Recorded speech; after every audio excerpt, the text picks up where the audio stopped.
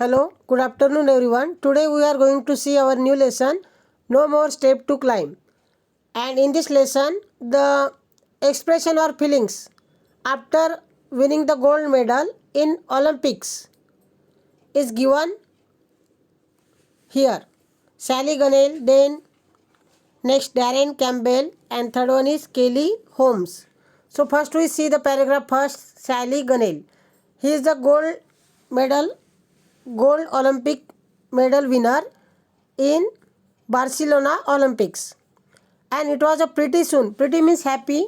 He was become very happy after winning a gold medal, and he realized that just how much a responsibility he will achieve.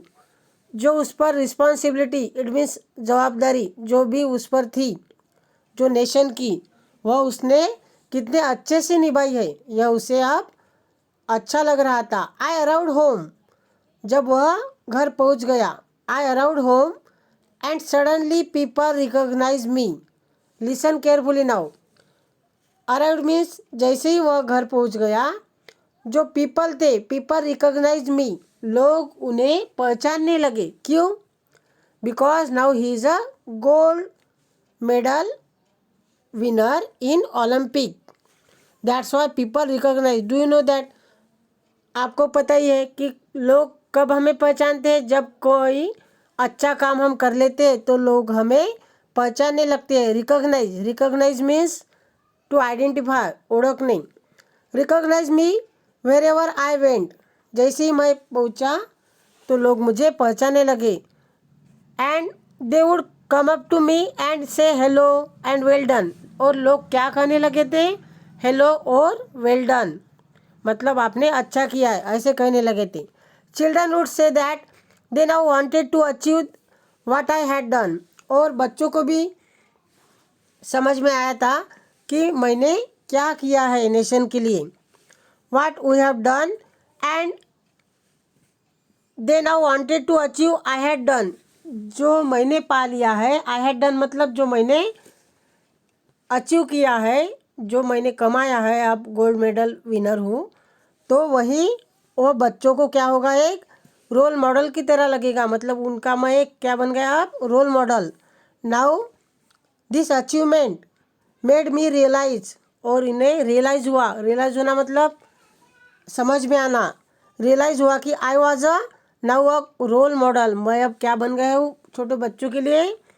Become a role model. Role model यानी आदर्श, एक आदर्श व्यक्ति बन गया हूँ. Which mean I had act in a certain manner, क्योंकि जो मेरी जो कामगिरी है, in a certain manner. Certain means विशिष्ट, मैनर मीन्स जो भी इन्होंने अचीवमेंट की थी अच्छे पद्धति से. मैनर मीन्स कोई भी अगर अचीव करते हैं तो उसकी क्या होती है? प्रॉपर प्लानिंग, प्रॉपर डायरेक्शन में स्टडी, प्रॉपर डायरेक्शन में प्रैक्टिस होना ज़रूरी है. And proper guidance of coach also, coach का भी गाइडेंस होना ज़रूरी है. And support of family and teachers also. This things are most important.